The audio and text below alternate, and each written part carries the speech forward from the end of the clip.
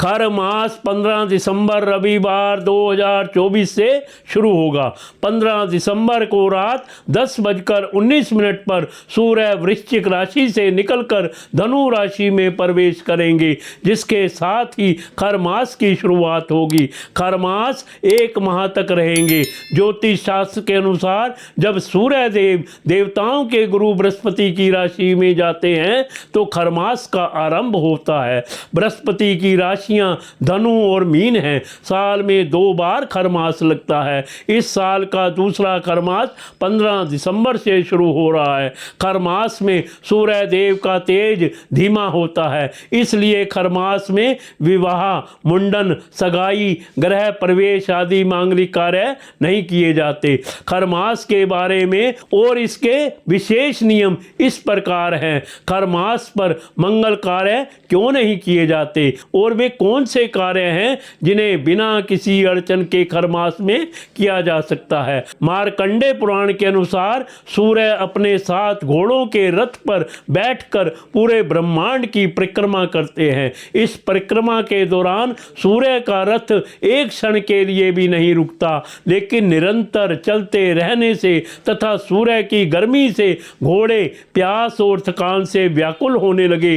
घोड़ों की यह दयनीय दशा देखकर सूर्य देव उन्हें विश्राम देने के लिए और उनकी प्यास बुझाने के उद्देश्य से रथ रुकवाने का विचार करते हैं, लेकिन उन्हें अपनी प्रतिज्ञा का स्मरण हो जाता है कि वे अपनी इस अनवरत चलने वाली यात्रा में कभी विश्राम नहीं लेंगे। विचार करते हुए सूर्य देव का रथ आगे बढ़ रहा था, तभी सूर्य को एक तालाब के पास 2 खर गधे दिखाई दिए। उनके मन में विचार आया कि जब तक उनके रथ के घोड़े पानी पीकर विश्राम करते हैं, तब तक इन दोनों खरों को रथ में जोतकर आगे की यात्रा जारी रखी जाए। ऐसा विचार कर सूर्य ने अपने सारथी अरुण को उन दोनों खरों को घोड़ों के स्थान पर जोतने की आज्ञा दी। सूर्य के आदेश पर उनके सारथी ने खरों को रथ में जोत दिया।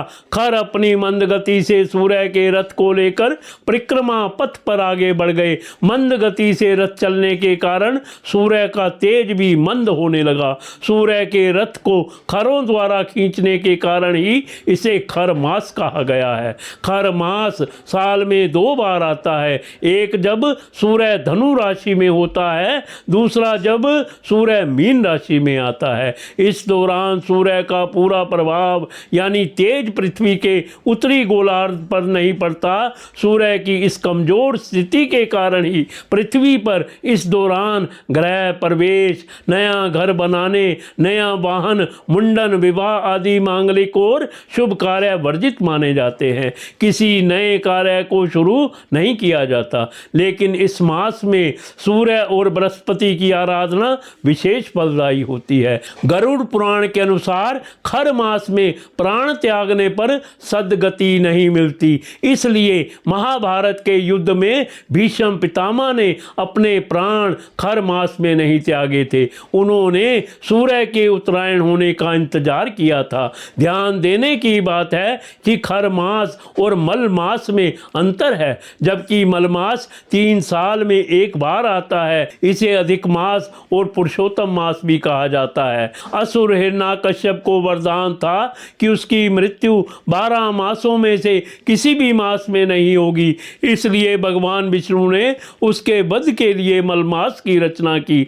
ज्योतिष शास्त्र के अनुसार सूर्य ग्रहों के राजा हैं और पिता पक्ष का प्रतिनिधित्व करते हैं, इसलिए खरमास लगने पर सूर्य का तेज कम होने को सौर परिवार के खर मास में पूजा का खास महत्व है। खासकर सूर्य देव की पूजा से आपको लाभ होगा। रोज सुबह उठकर सूर्य देव को जल चढ़ाएं और सूर्य मंत्र का जाप करें। ऐसा करने से सूर्य देव की कृपा आप पर बनी रहेगी और भाग्य मजबूत होगा। खर मास में गरीबों और जरूरतमंदों को अन्न दान करें। सर्द मौसम सभी लोगों के लिए एक जैसा नहीं होता। इस मौसम में कई लोगों की चुनौतियां बढ़ जाती हैं, विशेषकर जिन लोगों के लिए मौलिक संसाधनों की कमी है, उनका जीवन बहुत कष्टकर होता है। इसलिए खर मास के सर्द दिनों में गरीब, जरूरतमंद और पशु पक्षियों को अन्न दान करना चाहिए। चाहिए। खर मास में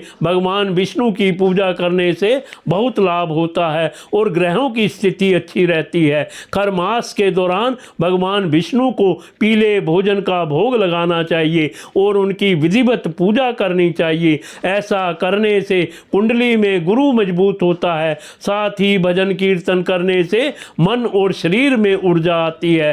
हिंदू धर्म में दान पुण्य को बहुत महत्वपूर्ण माना गया है।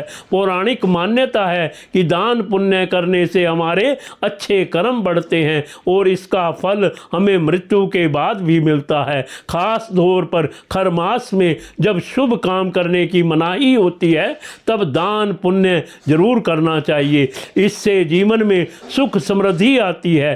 खर मास में भजन कीर्तन करने का विशेष महत्व है। खर मास में भजन कीर्तन करते हुए भगवान को स्मरण रखना चाहिए। इसके अलावा शाम के समय घर के मंदिर में दीपक भी जरूर जलाना चाहिए।